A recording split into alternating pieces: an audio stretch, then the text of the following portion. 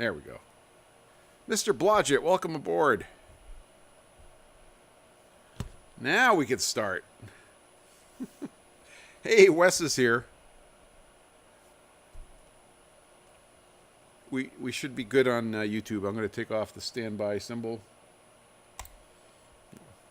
Welcome to Sunday morning, PFG Live.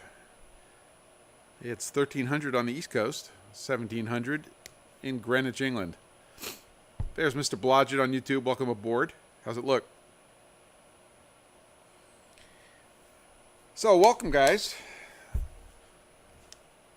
I wish I could tell you I had all sorts of... well, actually, I do have some interesting shop things to tell you about. Brian, welcome.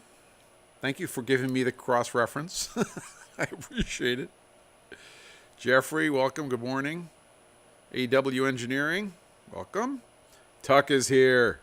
Hey, nice tapers you were making there. I just saw them moments before I came in to start the proceedings. Better. Thank you very much. Thank you for asking. So this was a planned outage. We had scheduled weeks and weeks ago. We had scheduled to get the booster,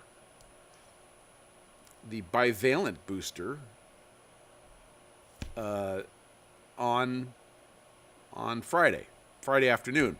So my son and I, and we had Saturday blocked out, and it said Saturday you're going to feel miserable. So there was no surprise about Saturday.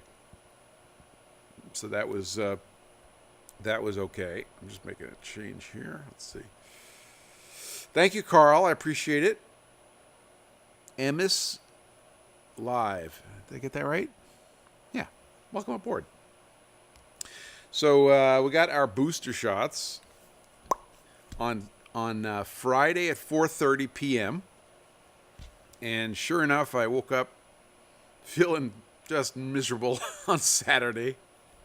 And it was like right on schedule. So all day Saturday. Now, I had bet that it would be 24 hours and I would be back to whatever normal is. And not quite. I put it at 75% at 4:30 on Saturday. But I woke up this morning and I'm 100%. So it was exactly what we scheduled. One day of laying around and being miserable. So that was fine. I got to watch a lot of YouTube videos. Hey, Bart, welcome aboard.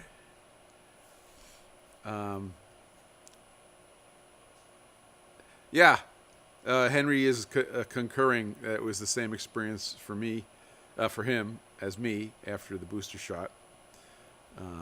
Yeah, so I collected them all now. And by the way, this was the bivalent booster. So this was 2 flavors. This was like chocolate and vanilla. So we have the full library now, and everything's fine. My son, he's totally fine. He had a headache, and he was kind of miserable for about an hour. Then he was back on the video games, and he was doing fine. So I'm trying to figure out what's causing our exposure weirdness here on the iPhone. It's kind of weird. I don't think we ever quite had it that bad. I'm not sure what's going on. You're going to have to live with it because I don't know what to do about it. So anyway, we're back. So my analogy for the booster shot, Tassarim, welcome aboard. No hat. Oh my God. Yeah, that's true. I don't have a hat. I'm going to get grief for this, and and only if I get grief will I run in and get the other hat. That's really funny. Thank you, Tuck. You're starting trouble. So the whole booster shot, you have a lot of time when you're sitting there being miserable. Uh-oh. They're here. It's going to happen again, isn't it? Kiz, welcome aboard on YouTube. My whole analogy for the booster shot is the software update, right? A lot of times software updates aren't easy. Oh, for the exposure, you think the hat is preventing the overly... I don't know what it is. That's really funny. So the art students have arrived, and drama students, although there's only one so far, and one of them isn't here yet, which is kind of weird. So getting a booster shot is like doing a software update.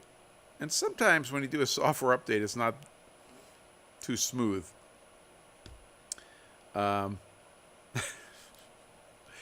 And that's kind of what happens with these booster shots is you get the software update, and now the system is like grinding away, and it's updating all the files, and it's doing all the things, and it says some services are not available during the update. And so when I'm sitting there Saturday, just miserable, under the blanket, watching every damn YouTube video I can get, that's kind of what I was thinking. Is the let me see if it's this reflection here. Is it that reflection?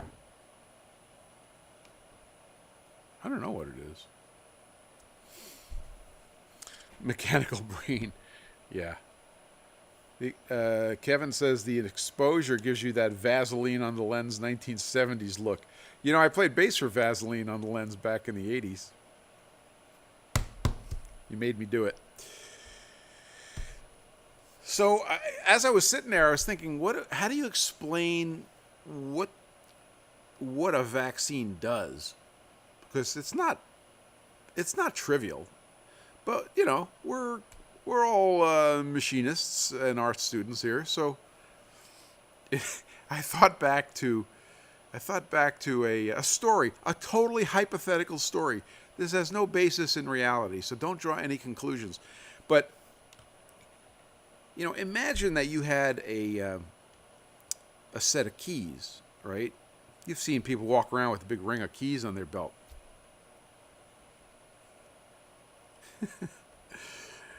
And let's say you're at a college, Hogwarts. No, we can't say Hogwarts. That's a copyright violation. We'll call it Beaverwarts.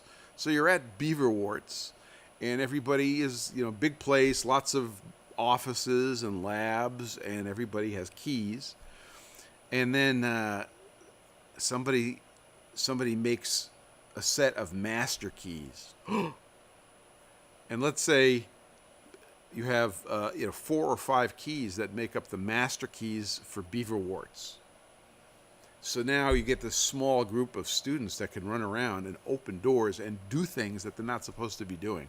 I don't know, like, you know, something as benign as toilet papering somebody's office or something.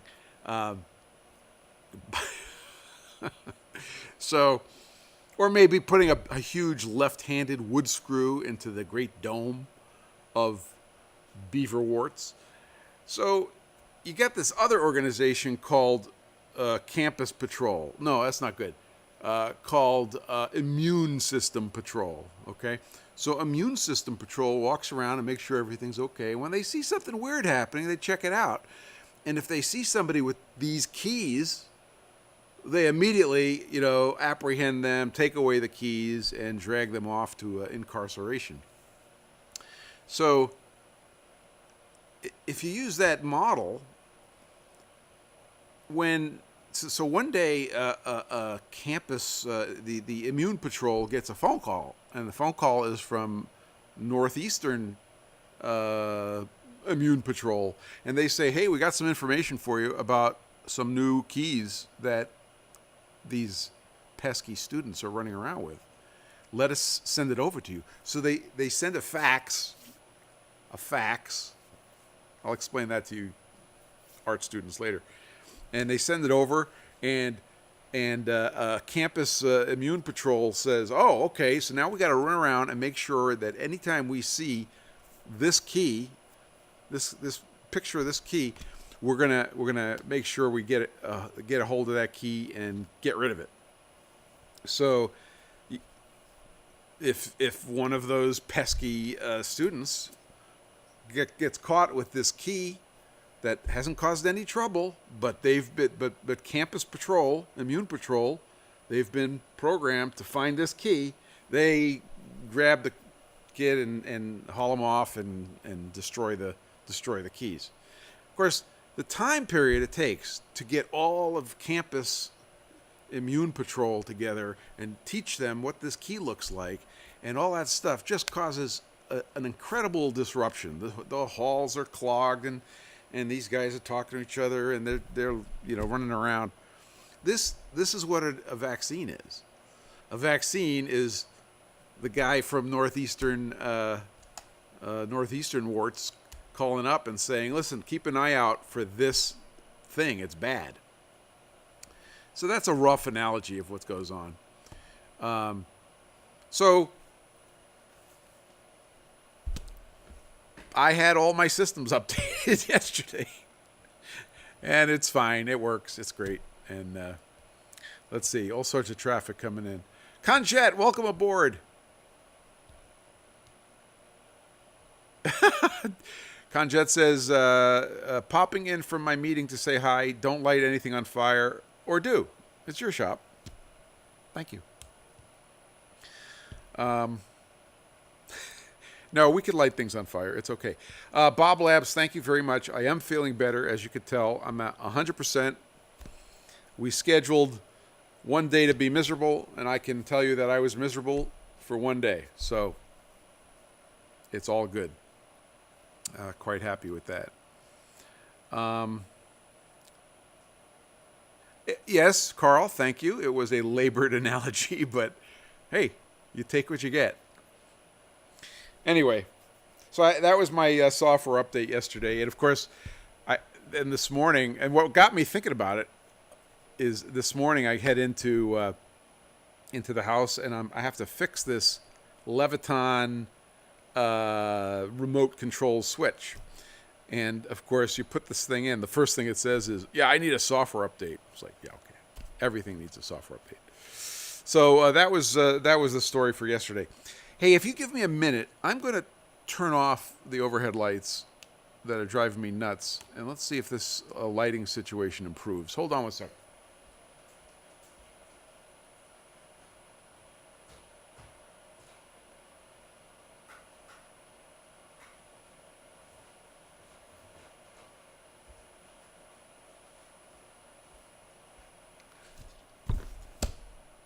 That looks better. I think we'll keep it. Sorry, Dryad Tess. I'm back. So, get your software update. Seriously. And you'll be fine. I know somebody who recently got COVID, and the worst case symptoms was literally like a cold, like they got a cold, and that was it. Fully vaccinated, it was like they got a cold. So monitor screen brightness down. I don't know. I don't think that's going to help. Okay, so I want to remind everybody that we're running a contest. So if you would like to win a set of PFG Stones, 6-inch PFG Stones, brand new, engraved with a lid, you could do so by going over to pfg.gg/contest and count the boxes in the bag. So your job is to count how many boxes are in the bag. Put your best guess in a comment under the video on YouTube. The YouTube channel is Kinetic Precision NH.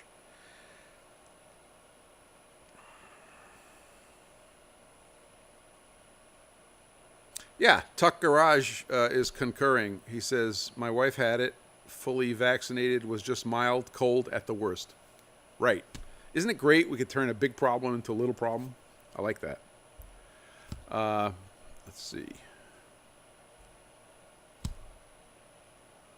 So, contest, pfg.gg/contest. Go over, put your best guess in there, and you can win a set of PFG Stones. So they look like this, except the ones that we're giving away in the contest are the 6-inch ones. Okay? So that's the contest. In other news this week, I picked up a couple of Sine bars off of eBay. One of the things I like to do is, this is kind of weird, I like to buy tools on eBay. Hey, welcome, Nick. I like to buy tools on eBay that are clearly shop-made or student-made project tools. And yeah, some of them are crap and I'm not interested in, but some of them are pretty nice and pretty decent and maybe need just a little bit of help. So I picked up 2 tools. One was not shop-made, but one was shop-made, and I want to show it to you. Bring it over here.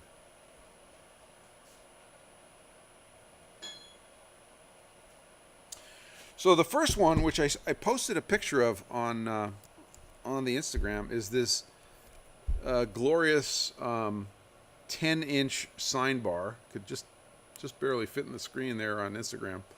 I took the rolls off, so they've been unscrewed, but the rolls obviously go here and here, okay, to make a Sine bar.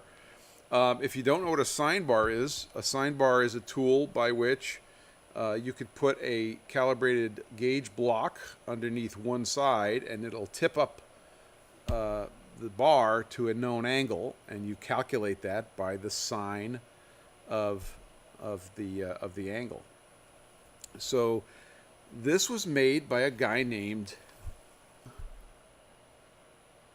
Ken, and Ken, you did a good job. Really, it's pretty nice. And you know, once I took the rolls off and I started looking at it and started making some measurements, I realized, yeah, this was probably shop made. Good job. If this was a student project, it was an excellent student project. So my plan is to clean it up a little more, probably grind it in a little bit, and make it a tool here. Now, interestingly, of course, and I don't know if I could show this to you. Oh yeah, so on YouTube you're seeing it. I stoned these. Okay, yeah, you could see it on both, and you see the marks. And all of the grinding errors show up, which is totally fine, totally cool. And the stones reveal all, says Kevin. Exactly right. And that's totally cool. So this will be a fun project for the grinder. And I'm going to bring this guy in, and it becomes a wonderful tool. I actually am not even sure what the hardness of the material is, so I'll head down to the basement at some point, put this on the hardness tester, and measure that. So that's the first acquisition of the week. Let me grab the second one.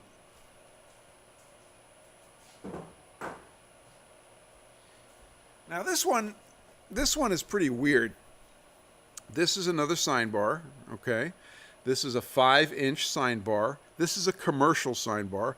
And if you look on the bottom, yeah, you guys can see that. Whoops, upside down. Let's get the light right. There we go. Suburban Tool. So this is a Suburban Tool Sine bar. Now I look in the catalog, and they are not selling these at all. So I don't know what's going on. But then I remember that Suburban Tools started carrying some import stuff. And this is possibly part of that tool line of the import stuff. It was pretty small dollars on eBay, but there's something weird about this particular tool, okay? And I do not understand it, and maybe one of you guys can tell me if this is normal. I can't pronounce it. Bureau Hein, welcome. And John the Machinist, welcome aboard. Yeah, Kiz says it looks like toy cars. It does. It kind of looks like toy cars.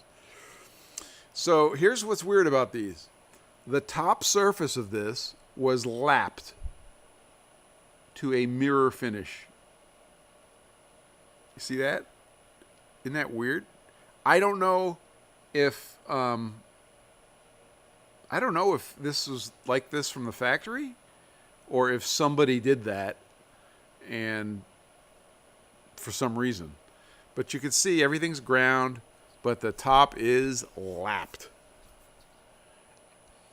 And in a tool of this class, like the rolls aren't lapped.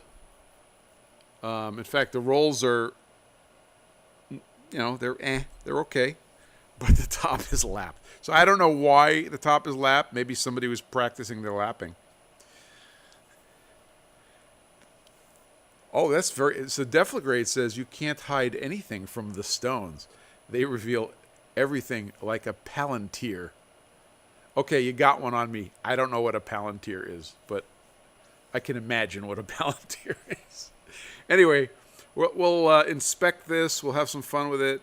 Maybe somebody can tell me if they know why the top surface was lapped. Interesting. Anyway, that's acquisition number 2 for the week. More projects to put on the grinder.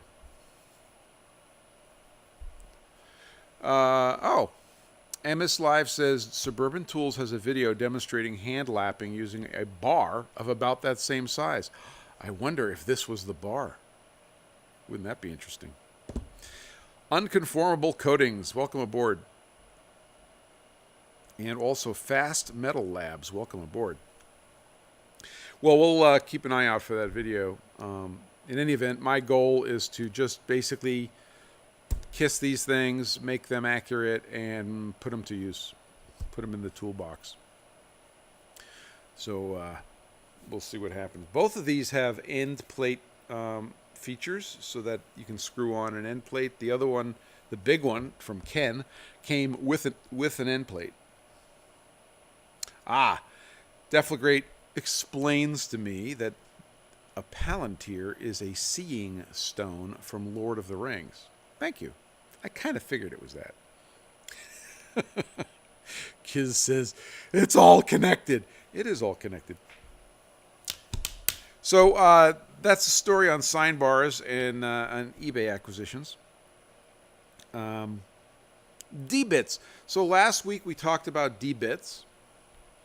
And I did a couple of videos. I don't know if you picked up on the last video I did on the D-bits. Actually, the last video I did on the D-bits.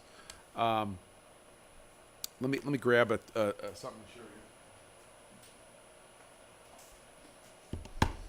Yeah, so I demonstrated grinding a D-bit, and that was very successful, except for one thing. And then, of course, the results of the D-bit on the mill were spectacular. Okay, and I posted some photo micrographs of this. Thank you, Fast Metal Labs. I appreciate it. I played bass for Asymptotic Interests back in the 80s. And Conjet will confirm that. Oh, thank you for checking MS Live. MS Live says that the demo they did, it was not the Sine bar. So close. So I have a confession to make. When I did that video, and by the way, that video will be going up on the YouTube channel. I just haven't translated it yet. It's a bit of a process. When I made that D-bit, and I was so proud of it, I went to test it. And I tested it in this piece of aluminum. Now, you can't really see it on the camera, but it came out horrible. And by horrible, I mean there were burrs raised, and it sucked. And I'm like, okay, that's weird. Let's try it on the cast iron. So this is This is ductile cast iron. This is the same material as the laps we made, okay, except it's a little bar. And that looks okay at first glance until you realize it's really wide. Well, it's really wide because the tool destroyed itself in the first millisecond. And the point broke, and whatever was left did that, okay? So I was like, what the hell? So I had dinner, and I came back, and I looked at the tool. I pulled the tool out of the machine, and I looked at everything. And then I realized, Henrik, welcome aboard. Yeah, exactly, Fast Metal. That's exactly right. It was plowing metal. Why was it plowing metal? Everybody, say it all together with me. I ground the tool with the exact opposite relief that it should have had. I made a beautiful left-hand tool. It's like, what do you do? So I marched my ass back over to the grinder. Now everything, all my setup, my spin jig on the Sine plate, all that stuff was still kind of set up over there. So it didn't take too long to get this going again on the grinder. And I redid my tool. Same exact numbers, 5/1000ths of offset. And except this time I got my chirality correct. Okay, I made a right-hand tool. And then it was glorious. And then I came back, and I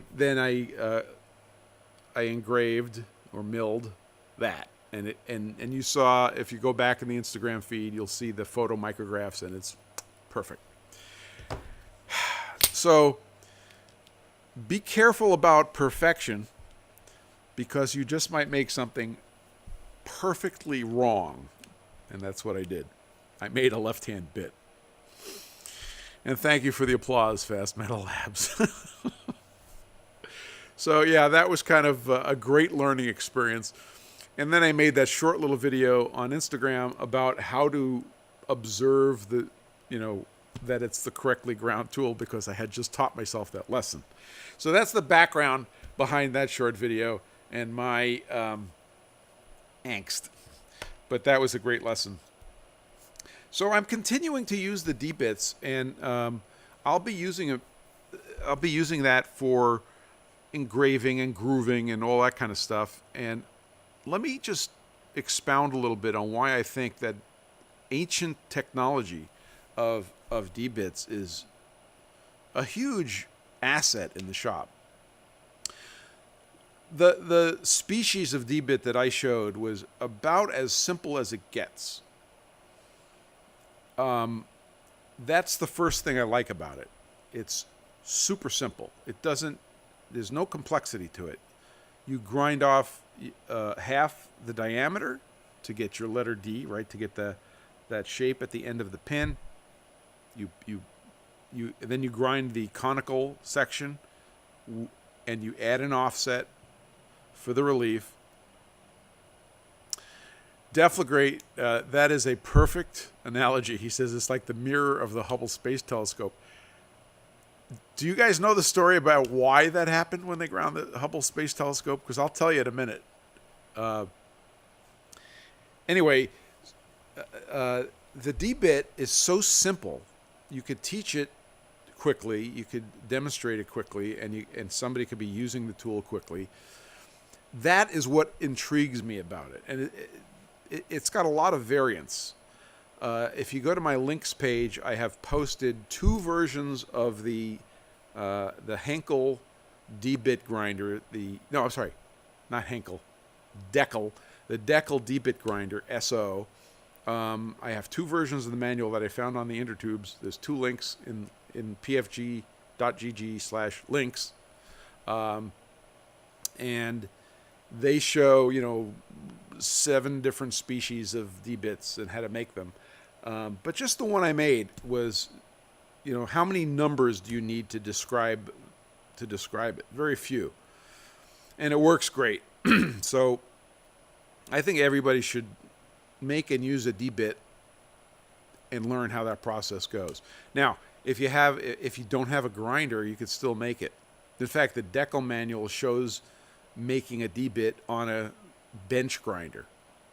Grinding and measuring, grinding and measuring. So I strongly recommend you do that. There is a second version of the D-bit that I demonstrated, which I think I'm going to try to make. It is less simple. It is a little more complicated to make. Not too, but I want to try that one also. And it's just a different way of putting in the relief. So we will talk about that.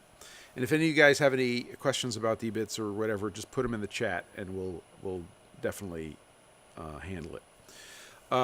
And the one I made was out of carbide. It was a broken end mill. But you can make this out of 01 tool steel and harden it with a torch. This is an ancient, simple tool that really works. The first time I made a D-bit, it was a D-bit reamer.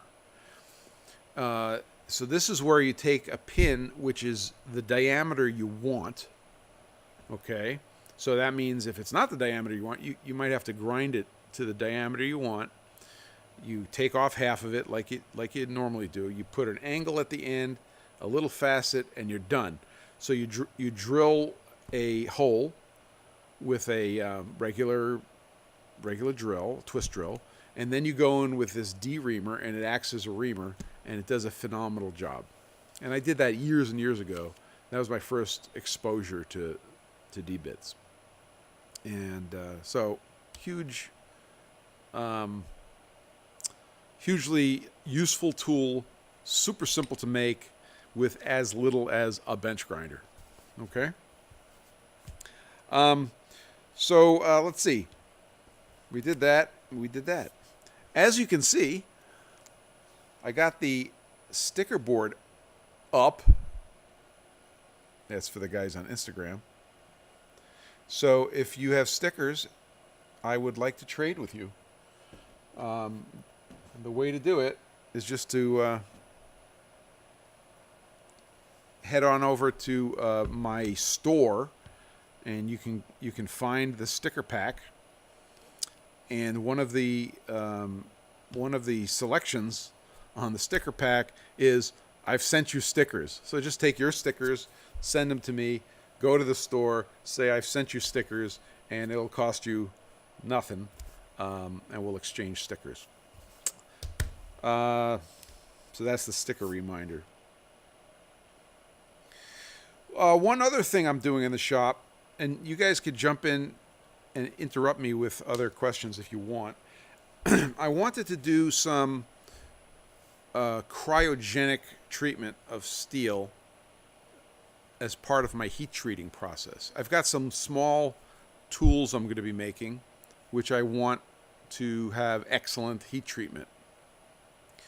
So I've got myself a heat treating oven. I've got the SureShot 360 that I bought from Stan Zinkowski from Bar Z Industrial.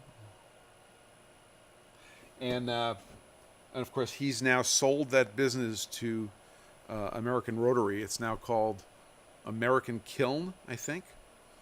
And they've changed the unit, made it a little bit bigger, but improved things. But I love that little oven. So I have a very good way of taking tool steel. I like A2 for the stuff that I do, and heat treating it. But what I wanted to do is then cryo treat it. And I may mix up some of my words here, but when you heat up steel to red hot, you're making perlite. That's the name of the crystal structure. And then when you quench it, you are you're making here's where it goes sideways. Austenite? No, austenite is what you have when you start. When you heat it up to red hot, you have perlite, and then when you quench it and you harden it, you have martensite. Hey, watch this. Welcome aboard, bud. So the thing is, austenite, yeah, but which side? I think austenite is what you have when it is in the annealed state. Can somebody confirm that I'm not remembering this wrong? Austenite is what you have in the annealed state.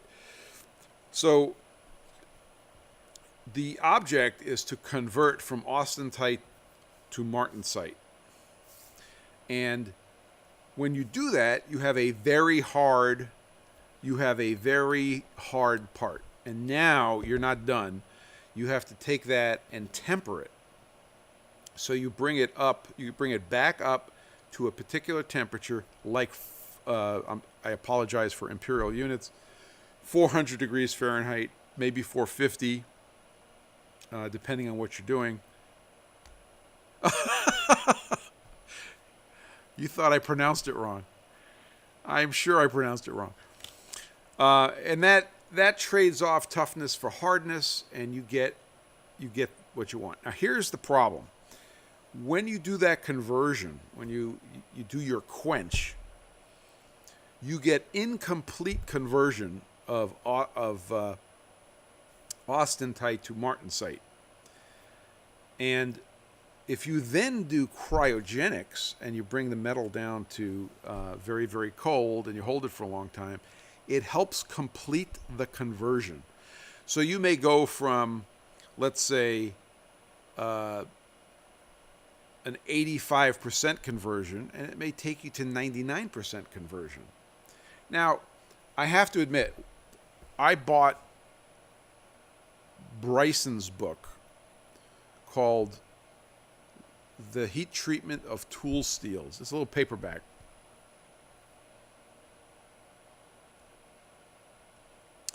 And I read about it. And in that book, and that book is a good reference book. It's nothing miraculous, but it's a good book. It's a good book to have on the shelf.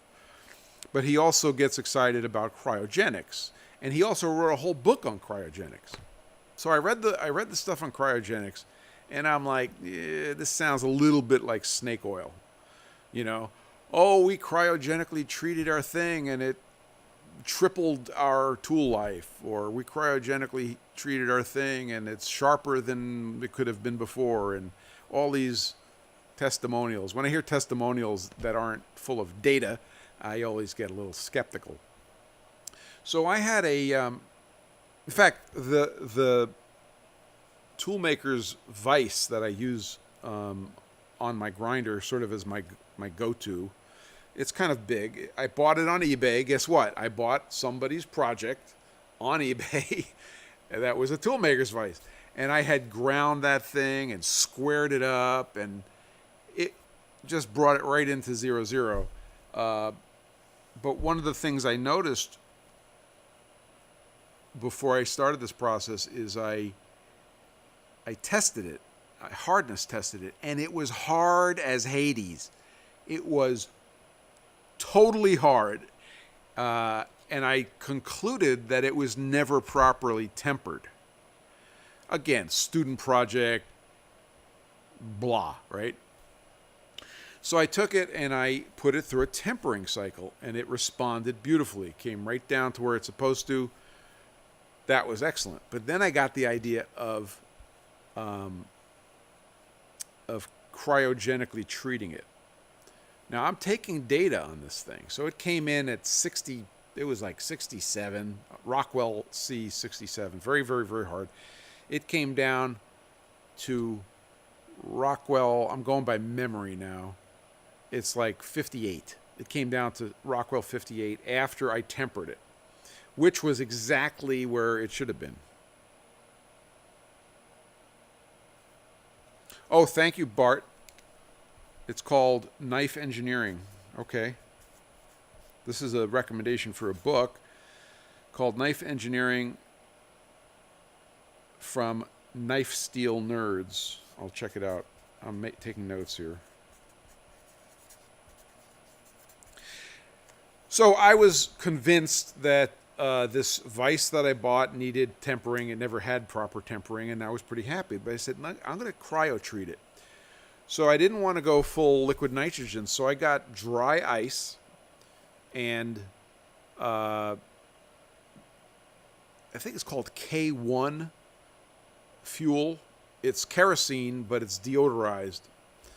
And I dumped the dry ice in kerosene. I put the part in the kerosene. I put the whole thing in a big cooler with extra insulation, wrapped it up, and I instrumented it to measure the temperature. So it reached minus 100 F, and it held it for 24 hours. It was pretty impressive. So here's the punchline. It came out of that process, and it picked up 2 hardness points. It picked up 2 hardness points. It went from Rockwell 58 down from way too high after tempering, and then after cryo, it picked up 2 hardness points. And I would say that the accuracy of my system was half a hardness point. So this was not a mistake. This was not a measurement error. Pretty impressive. So it was at that point that I became a believer that cryo treatments are valid tools for improving a heat treating process. So now I want to go liquid nitrogen. And I bought myself a dewar for liquid nitrogen. So this is specifically designed for liquid nitrogen. It's got obviously a not very strongly attached, mechanically attached cover. It's got these sample holders, which they're going to be a little uncomfortable to take out, and I am looking forward to trying it out. This was bought on Amazon, and it's a 10-liter dewar. They had 10-liter, 20-liter, all sorts of stuff, 5-liter. And so this is very interesting. Hey, watch this. Says Applied Science has a great video on YouTube on cryogenically treated drill bits and doing tests versus regular oil quench drill bits. The cryo drills were by far superior. Cool. I will check it out. And Brian says, I use dry ice and denatured alcohol for shrink fitting. Absolutely. So you have to ask yourself, you have to stop and say, well, wait a minute. Why did I go to Amazon and I could find a liquid nitrogen dewar? Does anybody want to stop and think about that? It's like, Amazon? Liquid nitrogen dewar? Does anybody know, generally speaking, why you can go to Amazon and find liquid nitrogen handling supplies? Anybody want to take a stab at it? I'll have a drink of tea while you think about it.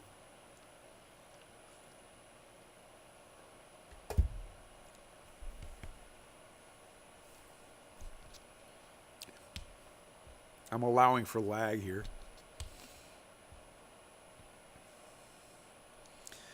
So you're experiencing double the lag time. Brian's got it.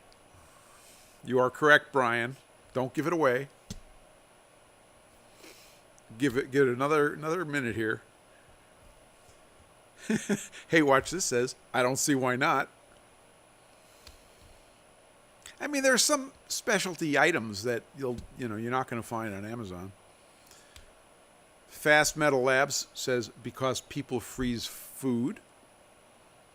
That might be true, but I've never heard of that. See, the thing is that these Kevin says wart remover. You could remove quite a few warts with 10 liters of liquid nitrogen. I'll tell you that. Actually, Kevin, you could make that a toe remover if you're not careful.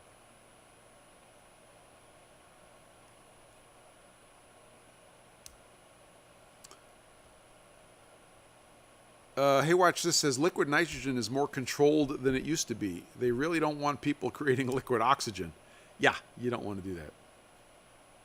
Shrink fitting, yes, Deflagrate says sure. LN2 is common in machine shops for shrink fitting.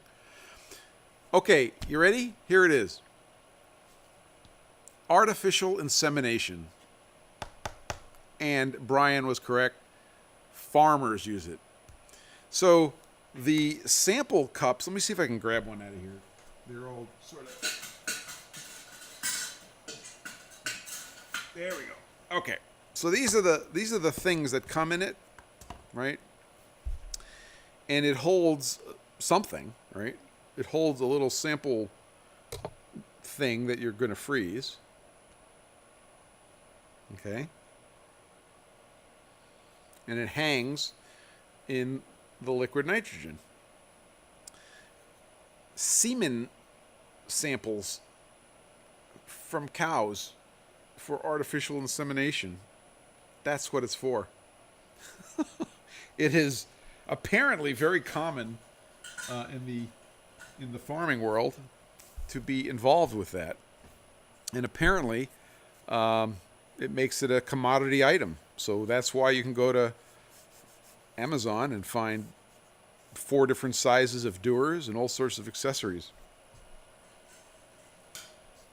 I say accessories with great caution. So there you go, liquid nitrogen in the shop.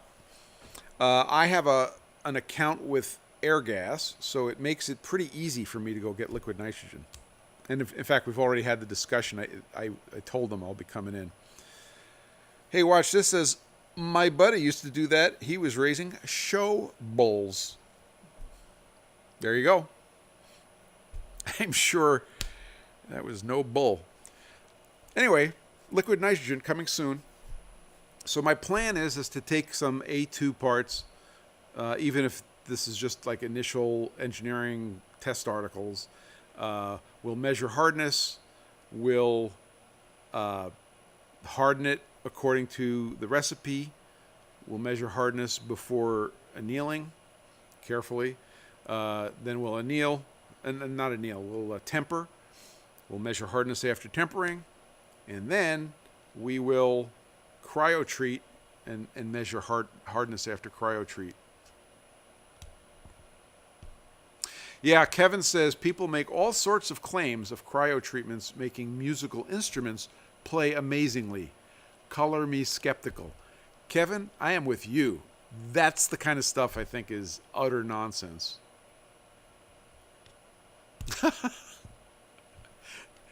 Brian, we can get you some cows. If you need cows, we can get you some cows.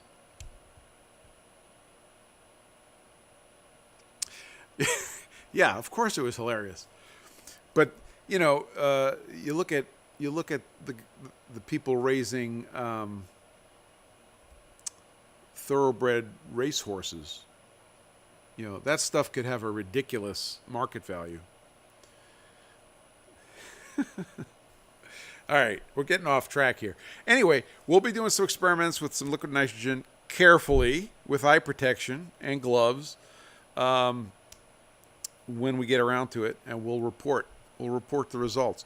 But I can testify that cryotreatment was made a very measurable difference in tool steel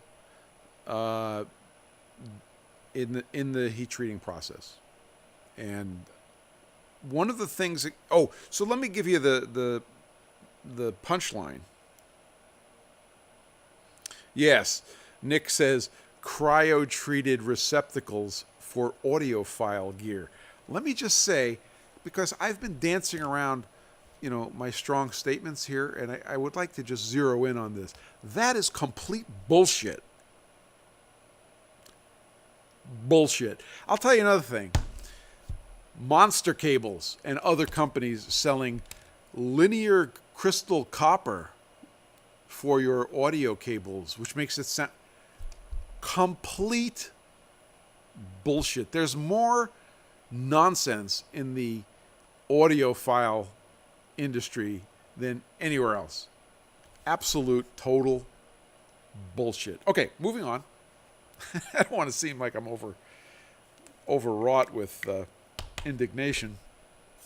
And it's a remarkable coincidence because I played bass for overwrought with indignation back in the 80s.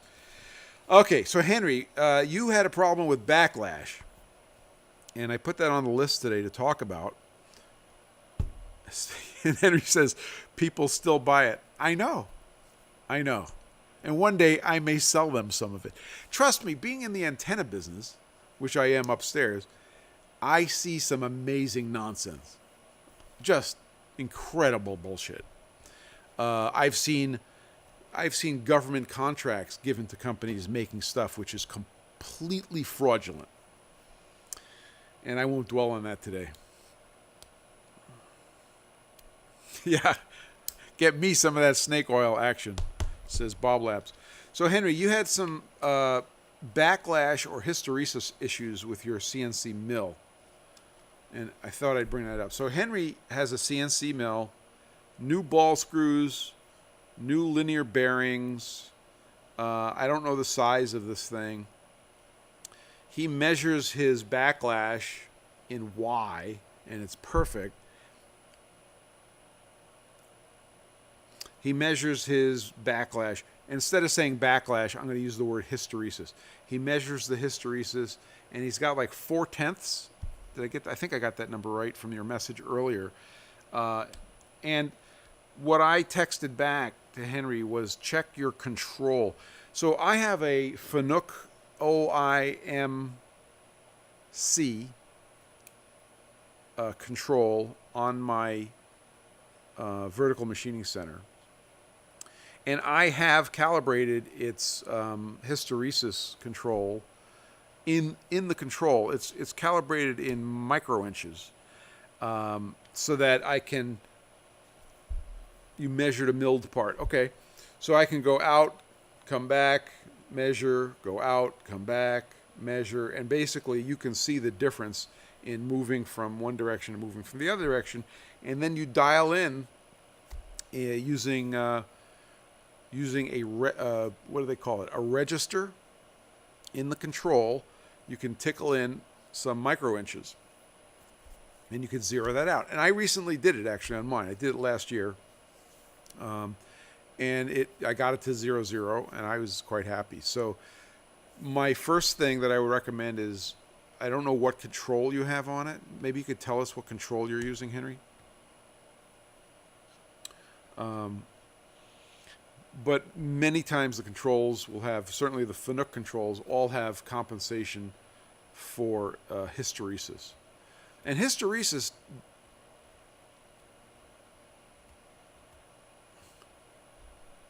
Oh, this is excellent. So, hey, watch this. Says, I've found backlash can come from a bearing that is improperly preloaded. My CNC mill had the same problem with the Z-axis. The ball screw was fine, but I could measure how much the bearing moved. So, bearing preload is the suggestion. By the way, Rowan, did you get your stuff? Did you get your stuff? He knows what I mean. Okay, so bearing preload, interesting. And that could be, maybe something I should check again. I mean, this thing is a couple of years old. This is 2009. So maybe that could be looked at. But I didn't think mine was bad, but it did need a little bit of numbers in the control. So, excellent. Good job. So, those are some ideas you can check, Henry. If you zero out the controls compensation, so it's not doing any compensating, and you repeat your measurement, that'll be an important number to know.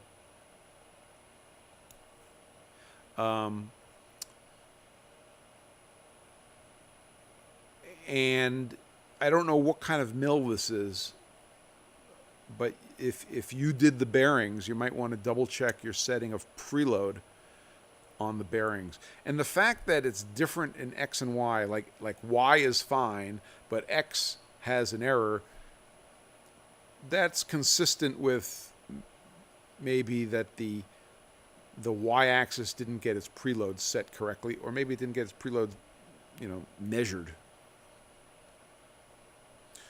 Hey, watch this. Says we have the same issue on a CNC converted Bridgeport at work.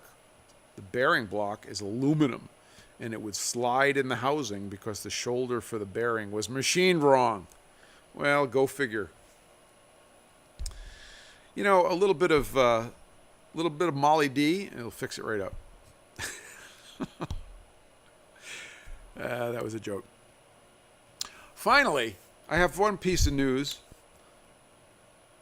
I posted about this, but I can't emphasize this enough.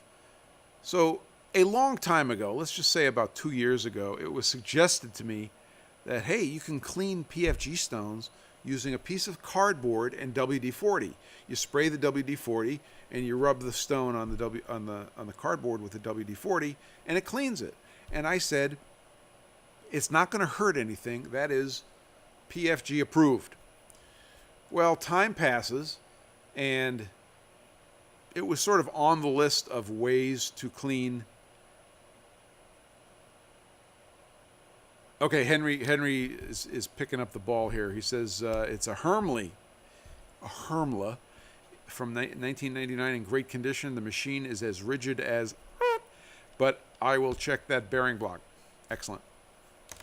So time passes, and I think I tried the technique once, but it probably wasn't on a very dirty stone.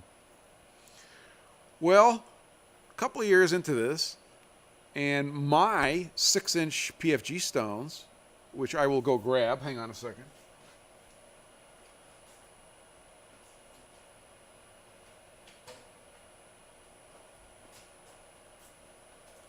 So these are my 6-inch stones. You see that black dot right there? That dot means that this is set number 1. Okay, the first set of 6-inch stones I ever made. And I use these every week. Okay, these are used constantly. And they got filthy. They were getting filthy. So a couple of days ago, I said, I got to clean those things. So I said, let me try the WD-40 thing. So I went and I got a piece of cardboard. I had some boxes I'd cut up. And I got the WD-40 out, and I cleaned one stone. And I'm like, oh, okay, this is the most efficient, best way to do this I've ever seen. And here are the stones. And go watch the video, because it's hard to believe that these stones are as old as they are and were as grungy. It was almost, not quite, but almost indistinguishable, that color from that color. Okay? And when I clean these things, they cleaned right up. So I am now making a shocking announcement. You might want to sit down for this. The absolute preferred way to clean PFG stones right now is WD-40 and cardboard. It was fantastic. Okay? I will be updating the webpage at pfg.gg. Or pfgstones.com, and for those of you on YouTube, it's right there. But it was when I say efficient, it was literally 5 minutes. Excuse me. Hey, watch this. Says, is ultrasonically cleaning PFG stones a good practice? Yes, I've ultrasonically cleaned them also, no problem. One of the things that happens when you ultrasonically clean the stones, and I'll show it to you. You see this discoloration here? It's sort of, it comes across like a from the edges discoloration. When you ultrasonically clean the stones, it tends to leach out the oil, which is impregnated into the stones at manufacturing. And what that ends up doing is it discolors the stones in this pattern of around the edge. Okay? It does not hurt the stones. The WD-40 technique won't do that. It won't. It's not pulling oil out of the stones. Plus, it's not going to hurt anything. That's the most important thing about any kind of cleaning process is don't hurt it. So I'm here to say that the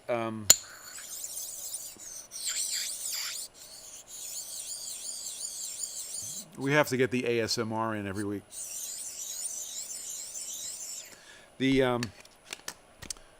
That process is glorious, and I highly recommend it. And I can't give credit for it because I don't remember where I first heard it. And I got it from a couple of different sources. And I basically said, yeah, that won't hurt. And I can't remember who brought it up. But it is outstanding. Okay? At this point, we've hit the top of the hour. You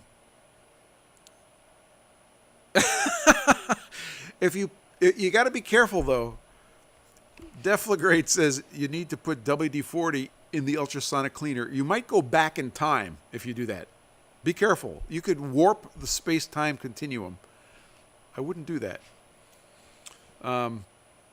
Actually, you know what I've been using in the ultrasonic is 1 squirt of Dawn dishwasher soap.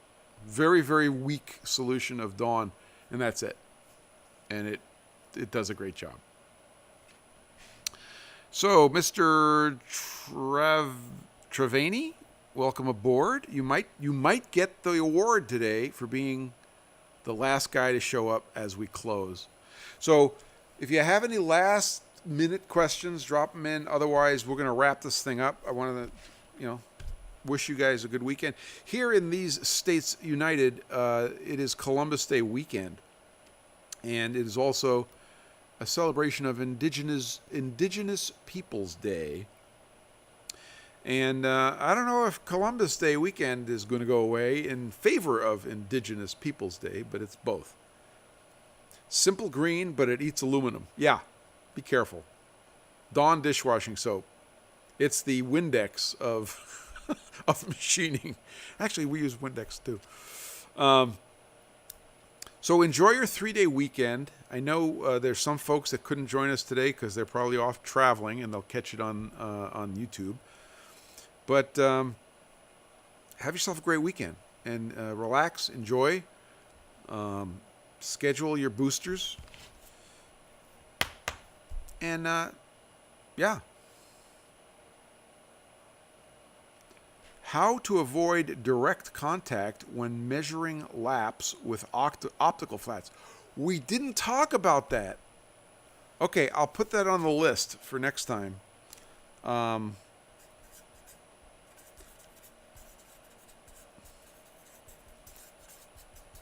Gotcha. So I did talk to Robin Renzetti about that, and I do have some ideas. It is a pain in the neck, but it is possible. So we will talk about that. Of course, the other way to do it is to use that form of interferometer that is a non-contact form. I don't remember the name of it, but Adam over at Laney Machine Tech was talking about that. Oh, you have to work tomorrow. Well, have a great day at work, okay? No, Abdul has come in, and he's going to be getting the award. I don't know if it's called a Michelson. That's not ringing the bell. Anyway, we will talk about it. I have an idea, which I will talk to Robin about before next week. Okay? All right, guys. Gonna wrap it up. We managed to not get harassed too much from the art students today. That was good. I didn't have to wear the hat, but I promise I'll wear it next week. And we'll see you probably next Sunday. Same bad time, same bad channel. All right. Thanks, Tuck. We'll see you next week. You guys are awesome. Thanks for being here.